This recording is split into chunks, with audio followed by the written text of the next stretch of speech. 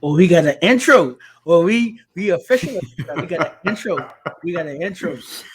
From Nassau, Bahamas, that's Timmy Bain. From New York City, I'm Bryan Fonseca. We are the Bahamarican boys. Welcome to Welcome Bahama Rico. to Bahamarico. Yes, I got the Habib Nurmagomedov shirt. If you watch MMA, you already know I got the semi-location shirt. You got the Three Amigos Media shirt Yeah, promoting your yeah, brand. You're yeah, out at yeah, Battle for Atlantis yeah. watching Paige Beckers. Listen to me. So that was the first one I ever saw about Paige. Paige is legit.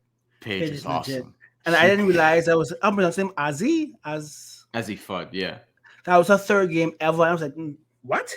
They were like, so if you follow like Slam and the W Slam pages, the high school pages, they're so Yeah. good. Paige, like, there are a number of people, like, she'll just bust their ass. Yeah, You know what I mean? Like, good. And I actually expected a blowout, but at the halftime they made a run. They played South Florida, and Paige realized, okay, you know what? Let me just step back for three, and they never trailed again. I'm like, yeah, she legit. Yeah. I had to tell a coworker of mine, UConn has lost 300 games ever since 74. UConn. 300 games UConn, since yeah. 74. The Bahamas as a country is only from 1973. UConn program was my country. And they've lost 300 times. That's like. Before we get into PJ Tucker in a moment, my quick UConn story is this. The first year that I was covering basketball was the 2014-15 season when I was still in college at St. Francis in Brooklyn. And it happened to be like the best basketball year the school's ever had because the men went to the NIT, won 23 games, and the women had a miraculous run to the NCAA tournament. In the first game, they played UConn, and UConn beat them by 56. Yes. I think the spread was actually 52, so UConn covered. And UConn went on to win. I'm forgetting which team that actually was because they're all very good. But yeah, UConn's at a different level. But yeah, look, Miami Heat, tough loss against Washington. Yeah, I actually was out to a wedding, so I didn't watch it. So I was expecting to open up my phone and see a win.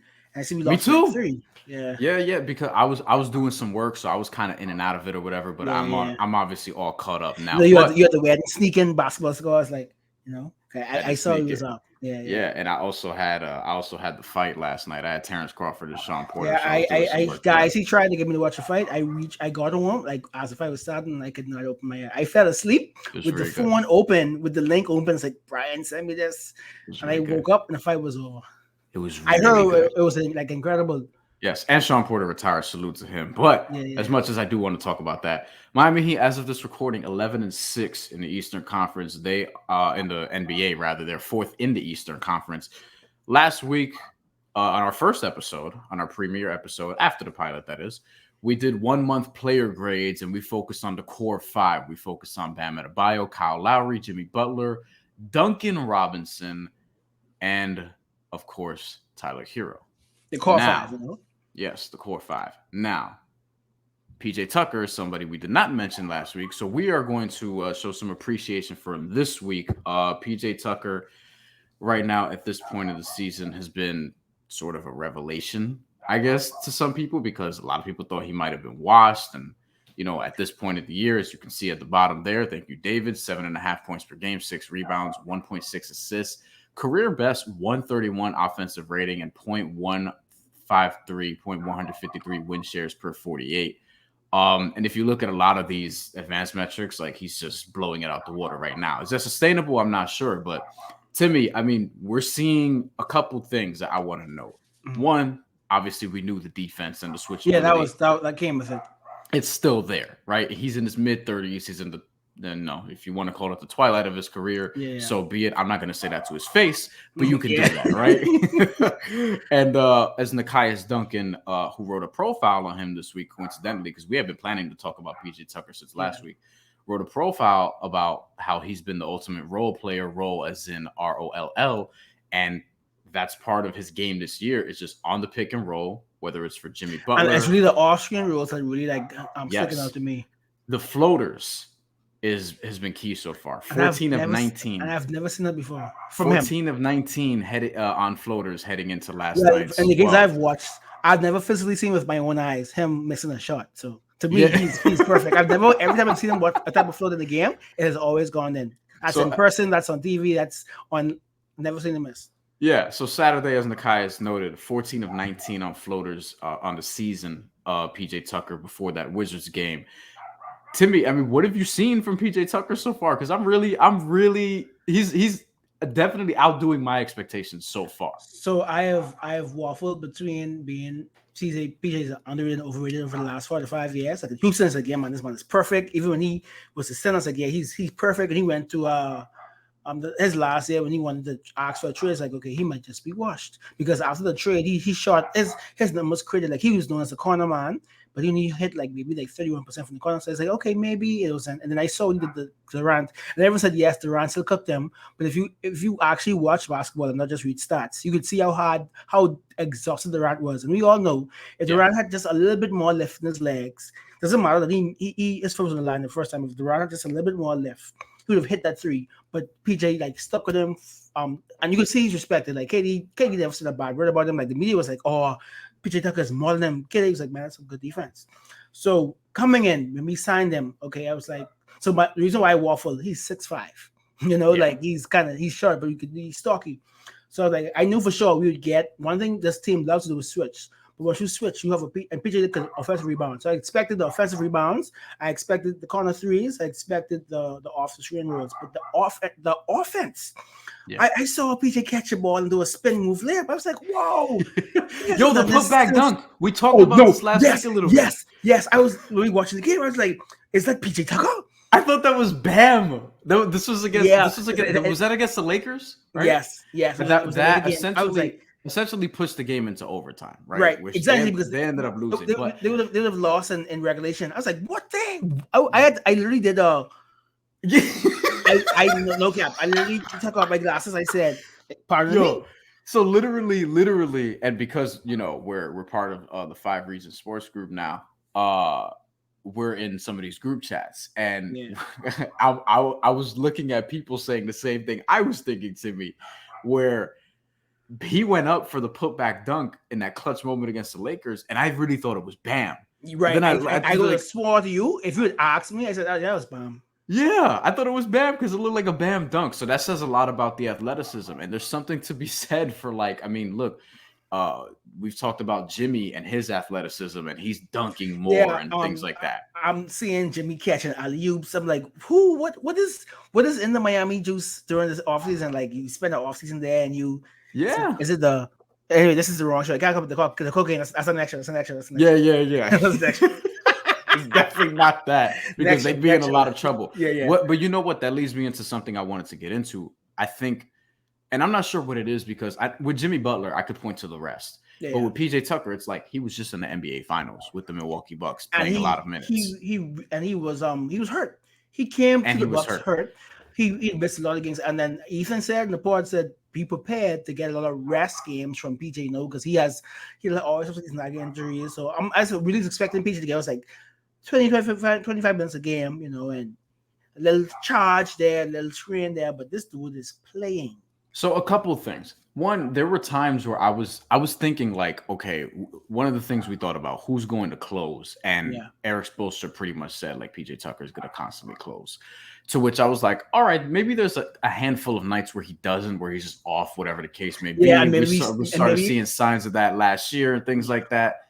And then you watch the games and you actually watch him play, and it's like, oh no, this dude can't come off the floor at the end of games because of what he can do. And I tell you, after that putback dunk, let's leave him in. Yeah, and then on top of that, I also think that legitimately he is very motivated, right? And obviously, I don't have sourcing on this part, but we do have sourcing. We do have sourcing. His IG posts the daytime with the Heat. That's true. Yeah, that's true. I mean, he basically said, "I want to come back with the Bucks," and well, that's true. And I think so. Okay, Ethan basically said on 5 on the Floor that PJ Tucker was not very happy at the end with Milwaukee in terms of like the tax. Yeah, because they didn't want to keep him. Right, necessarily, to a deal that he liked, so he ended up going to Miami. And shit, I thought that he was probably going to go to Miami anyway, just because he seems like that kind of dude. PJ would have stayed, and Portis would have came to the Heat. Yeah. Well, I love Bobby Portis, but that's another discussion for another day. I'm getting the Bobby Portis shirt at some point, but basically, the thing was, if you watch his production, just his production in Houston, and you watch him play, right? Like toward the end there, he looked a little slow. He looked like some people thought he was washed. You look at Yeah, the yeah, numbers, they're very bad. But then at the end of the day, it's like, yo, PJ Tucker's a winning player. And he was in a situation at the end with Houston there. You remember there was a lot of yeah. turnover. It was post James Harden for a little bit. Like, what am I doing here? I'm a winning player. Like, you Exactly. want me to teach these guys what can? Because his intangibles are really. It doesn't make sense to waste him on a rebuilding team. It doesn't make sense to wait. Exactly. You said it perfectly. And you see, It they doesn't make signed to sense. replace him, Tice. The Daniel Tice, the yeah. bomb light, as he was called in the he's bubble. gonna get tired of that shit too. So Yeah. like, Yeah, with he got this. He Tucker- got this one. He got 35 million. But by next year, he locked for a trade. And with PJ Tucker, he goes to Milwaukee, it rejuvenates him. And now with Miami, he's on a totally different, like, I think that he's on a different level in terms of how much he's rejuvenated. And Style-wise, it's different when you're on because Milwaukee, not that they were the favorite necessarily, but Miami is perceived to be a notch below the Nets and the Bucks. Right, The Bucks right. being his old team. And now I'm like, yo, no, this, like, he is one of these other guys on the team. Because several guys on the team, they all think that they can win the championship. And people keep he saying really believes it because when Kyrie gets back. Yeah, I don't. Nobody knows that. I don't see Kyrie coming back anytime soon, but I also don't think that that's something to worry about right now. Yeah. But I think, look, PJ Tucker deserves a lot of love for what he's doing so far to put a bow on this. But the next thing we'll get to, we sort of planned a little something, and this is, I guess, a role player segment, right? Yeah. One Heat role player who has impressed us and one who has disappointed us. I'm impressed by somebody. You're disappointed by somebody. You're disappointed by somebody who we're all disappointed by.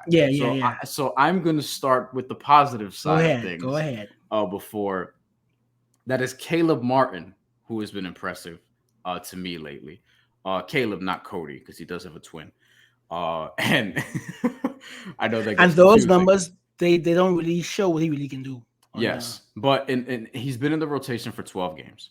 Almost 6 points a game, over 3 rebounds, a steal, half a block, which is interesting.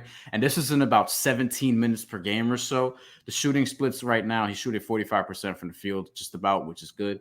23% from 3, which he's never been a knockdown 3-point shooter. He was okay in Nevada, where he was more of a scorer, but that's also, the WAC conference, not whack as in like garbage. and 60% from the free throw line. Defensive box plus minus 1.4, and his defensive rating by far the best of his career, 1.1. But he, like Timmay, like you said, the eye test with him. Like you see the energy he provides, the switchability, the switchability, the things that he can do. What I love about him is his fight. He just fights for shit, and he's such a Heat player. Like he's such a Heat player. Like, you'll have some slow first quarters, and he come in the game and just it speeds up. He gets in people's like Melo really, and it's a good sign when a player is annoyed. So Melo was very annoyed at Caleb did not back down. Yeah, Melo was one of the top 10 scorer of all time. Like, and Caleb got up in his face and he did not stop. So like to see that man's getting a contract by middle of January. So that's where we're gonna get to, right?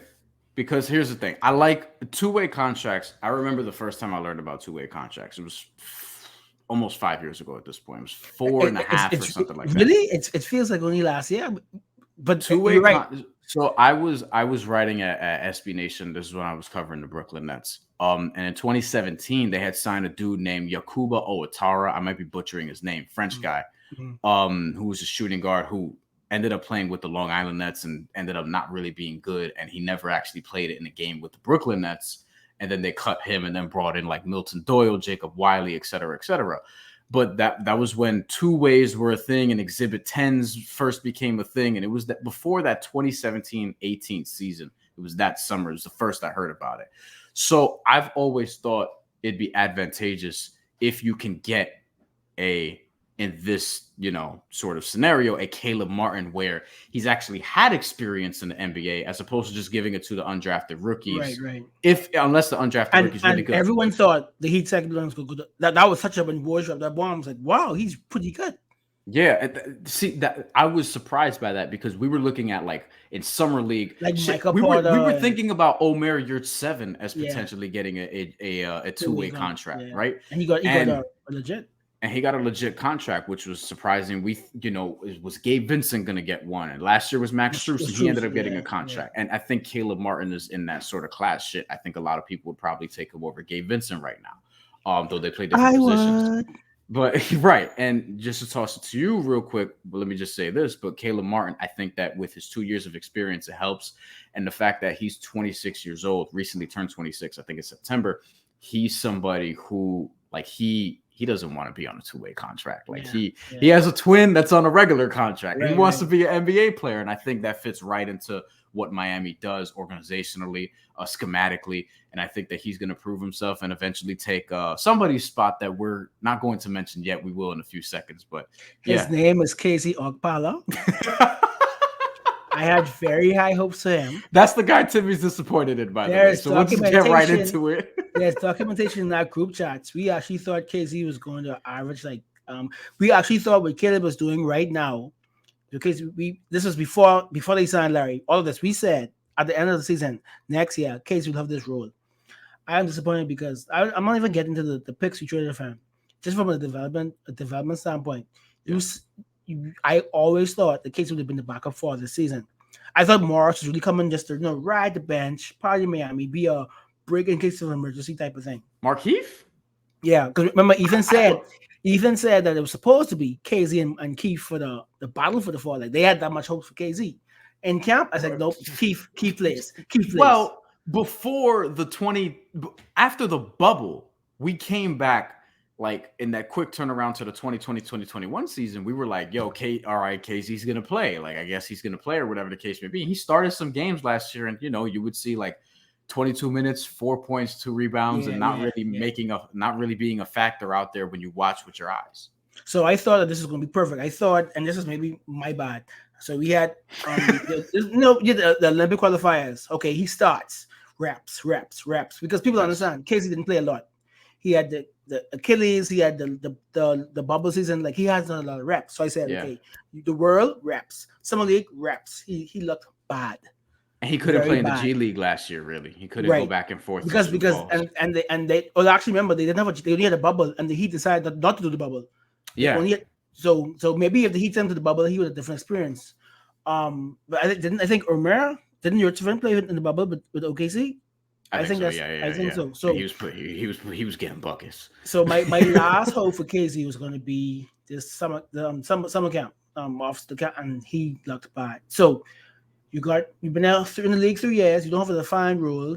You're this tweener who could hit shots. You like dribble, but you can't really take anyone off the dribble. Yeah, you're a good defender. You could see he has tools to be a good defender, but it's like at this point, we could give Caleb Martin your spot. That's why I'm disappointed. Like he should be but really for me, Bain was out. Yeah. Morris was out. Yeah. And he didn't even play. You know what made him play? Deadman was out. Haslam played before him. Haslam at the age of 41. Haslam's better. Haslam's straight up better right now. And I think that's why I ended. The fact that Haslam is better than you now in 2021, going 2022, you need to go. So to be clear, not only do you think Caleb Martin should replace him on the main roster, you've just given up on KZ as like a functional. Yeah, I think because he's in the last year of his contract, by the way. Right. I think because of the Depot situation, we don't know when he comes. We don't want to rush him. Oh boy. We're gonna have an entire Oladipo. I'm imagining we're not gonna be the only ones on this network who will do that. Yeah. So we're all probably gonna be, doing all the Oladipo stuff. But maybe if we didn't have the Depot empty spot, if we didn't have Yurt, clearly Yurt is a breaking case. So the fact is, our guard rotation: Hero, Larry, Strus, Martin, and Martin is on. And if you look at the actual contracts, Gabe, Strus, Hero, and Larry, that's it. We have 4 guards. 4. That's what I did for the 82-game season. Mm-hmm. So maybe if we didn't have that, I would be willing to wait for Casey longer. But you can't. If you want to go for it now, you see what's happening with injuries in the league. The Lakers aren't. There's no team I fear in the West except the Warriors.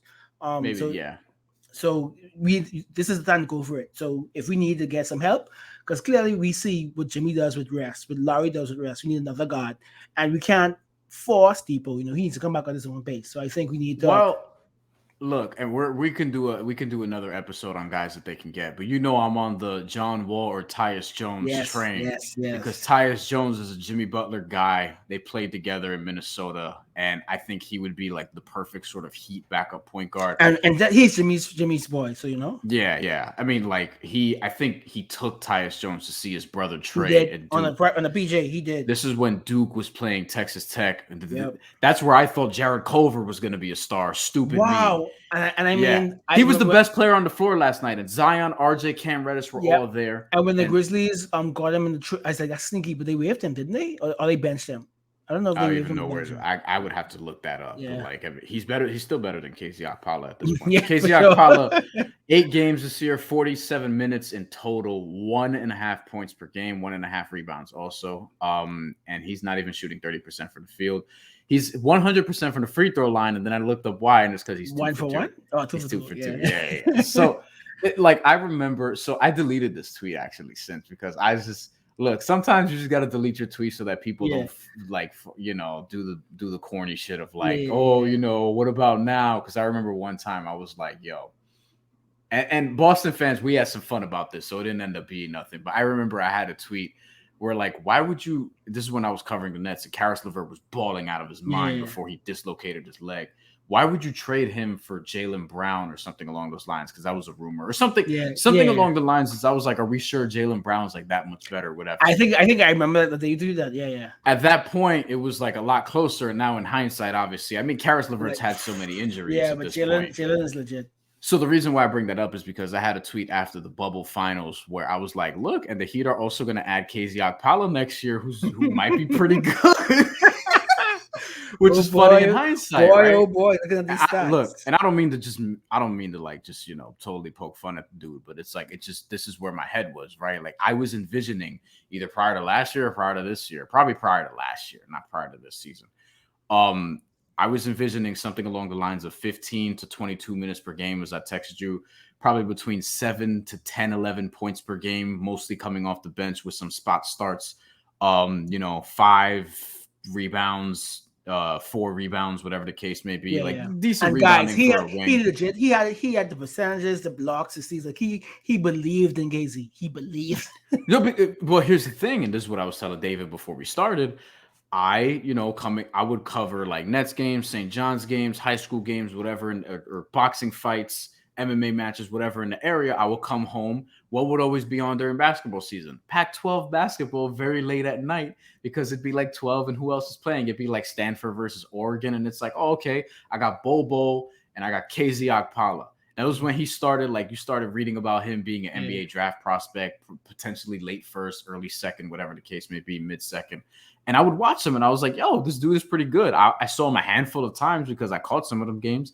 And when the Heat got him, I was like, oh, this makes so much sense. And they traded up for him, to which it's like 3. They don't trade up for a lot of people, 3 picks. And and usually this isn't that big of a whiff, but I think it's part of it is circumstantial. Because for sure. I think if he had 3 regular seasons, we would not come into this discussion. Part of it is circumstantial because, like, here's the thing: to shoot him some bail, I guess. He hasn't been able to get it going because, like, you have the Achilles injury, then you're right into the bubble, and then there's no G League, and then you're sort of there's no summer league, summer league, like all these different things, and then the team is in win now, probably a little quicker than even they expected, and it's like they're going for it, and it's difficult to carve out a role on the team if you're KZ Okpala. You know what I mean? Like for Tyler Hero, it was even difficult last season. He was going to have a spot on the team, but he didn't have the season that he's having right now. And I think that part of that is just having the off season. So we have Caleb Martin, we have KZ Okpala. And now let's get into our final portion. So I'll take us there. I was born in 1991, Bryan. I was born in 1991. How many coaches do you think the Kings have had since I was born? Just give me a number. The Sacramento Kings have had how many coaches since 1991? I'm going to play the game properly, and I'm just going to say 8. Okay. Dick Motta, Rex Hughes, Gary St. John, Eddie Jordan, 4, Rick Adelman, 5, Eric Musselman, 6, Reggie Theus, 7, Kenny Natt, 8, Paul Westphal. Oh, you just got to Paul Westphal, 9. Keith Smart, Michael Malone, Ty Corbin, George Karl, Dave Yeager, Luke Walton. 15. 15 coaches since he was 15 born. coach since 1991. 15 coaches. And Shit. this is why this episode is called The Kings Will Be Kings. The Kings It will is be no king. longer a shock when the Kings fire a coach. But man, 15 so Miami Heat I'm pretty sure the Heat haven't even had 15 coaches ever in their whole history.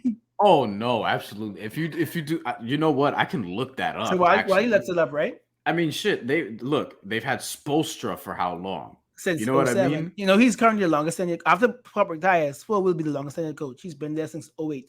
Him and Carlisle both got to their teams in '08, but as we know, Carlisle left the Mavs last year. I have the list. Okay, let's go. It's a lot less than 15. I'll go back to the Heats. You want me to go back to 1991? Yes. Okay, so we're not including Ron Rothstein in this. We could. I mean, we might even make 15 either. Because his last season was the 1991 season. Yeah. Kevin Lowry, Alvin Gentry, who we're going to talk about in a second. Mm-hmm. And Alvin Gentry was just a very short, because he was an interim there. He has a knock for doing that. Yes. Pat Riley, Stan Van Gundy, Pat Riley again, Eric Spoelstra. Guys, I'm showing my first hand.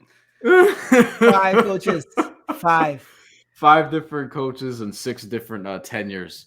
So Bryan mentioned Mr. Gentry, who Bahamians know he looks a lot like one of our prime ministers. If you ever Google Perry Christie. Bahamians is a theme for this. Yeah, Alvin Gentry looks a lot like one of our prime ministers, Perry Christie. So Alvin Gentry has been the interim coach in Miami, Detroit, and Phoenix. This is now his 4th time being interim coach. There's another Bahamian theme going on. Buddy was drafted in 2016. His first coach was Alvin Gentry. And there was a bit of, Oh, yeah. Buddy Hield was coached by him in New Orleans. And there was a bit of friction. It was from fans and from inside. Gentry wouldn't play him. It was first the excuse was Buddy was a rookie. Okay, fine. Mm-hmm. And so he got traded 17 or 18, I think. Did Buddy even make his rookie year? Right. His rookie year. I think he was in a DeMarcus Cousins trade. Right. So he was like, okay, this supposed to be the 80 in, Buddy out. Everyone thought Buddy would be the perfect compliment, but he played over Buddy, Etuan Moore. Etuan Moore. I have a story about him that I can't say on this show, but I have a great story about Etuan Moore Langston Galloway. Involving the Barclays Center. Langston Galloway. So Buddy was and is better than both those players, but he would not play him at all. So I know Buddy had an issue with that. So now we'll see if Gentry trusts Buddy now 5 years later. I hope so. So. If not, I hope. But I also hope Buddy gets traded because at the end of the day, you have Tyrese Halliburton, you have De'Aaron Fox, and you have off night David Mitchell. That's 3 guards. Buddy is not really a wing. You can't push him up to 3 and 4. So I hope the writing's on the wall. Eventually, they're gonna have to trade. Buddy's one of the oldest players in the team. I'm gonna let the people know now that what Timmy wants is to somehow execute a Duncan Robinson for Buddy Hield yes. trade. If you're listening, Miami Heat front office, if you're able to make the numbers work, if you need to get a third team, because I think there's $7 million or so a part of the salary, something along those lines. And I know the Heat group chat really wants Harrison Barnes, but I want Buddy in Miami. I'd be there every weekend. I'd be there. Every weekend game, I'll be there. What the Bahamian and my favorite team, I'll be there. Listen, we're gonna now that Alvin Gentry is reuniting with Buddy Hield, we can just officially start the campaign right now. The Bahamarican boys support getting Buddy Hield to Miami. But how do you look from a basketball standpoint? I mean, they would be great. But Gentry is known to really get teams to the playoffs. But I don't know if this is the year. They saw 6-11. I don't really see much more. They seem like. Teams always fire coaches when after this. He was a bin fired, Like the 6-11 start isn't a shock. It's actually better than I thought it was going to be. Yeah, and the Kings also have one of my favorite underrated players in the league, and that's Rashawn Holmes. Yep. And he's another guy where I'm like, I know how. Look, I don't blame him for signing the extension there because he's getting paid. paid, and he deserves it. Yeah. But what I would say is like, I do hope that he winds up in a better run organization at some point in his career, because from Philly to Phoenix before they became like the Western Conference champions. Do you know? I think it was but who drafted them though? Hinkie. Yeah. Hinkie drafted them. He was Philly had some dudes. They had Robert Covington. They had Caruso. They had Holmes. They had Jeremy Grant. Covington, TJ McConnell. They had guys that became legitimate role someone players. Needs to hire Hinkie. Hinkie's eye is unmatched at this point. I don't know if I'm gonna go that far. I mean, they're unmatched, but Hinkie has a very good eye. Let me say that. I don't know. I don't know if I'm gonna go that far, but I think we're gonna end it there. Get Buddy Hield to the Miami Heat. That's what Timmay wants. We'll be back later this week with our non-sports episode, which is going to be a lot of fun, because that is going to involve a lot of Narcos talk and the return of our game, in which I am ahead 1-0 the game. I got something for you. Timmy, we're going to make sure that gets in this week. It won't be on Thursday because of Thanksgiving. Yeah, I respect your holiday. I respect your Thanksgiving. I'm not going to impose. I'm not going to bring my Bahamian ways, Yeah. I respect your holiday, It's going to be, food, family, football, all that stuff. But do you know that Middle America tends about culture? Like, so even though we don't celebrate Thanksgiving like you guys, we still make money, capitalists. So every restaurant sells Thanksgiving dinners. Every single restaurant. Yes. Yes. That's what Alvin Gentry looks like, the Bahamian Prime Minister. Yes, David. Thank you. He looks exactly like Alvin Gentry. See y'all later this week. And make sure you like, comment, and tweet at us. DM us. Just be respectful. Again, just be respectful. So enjoy your Thanksgiving. We'll be back for part 4.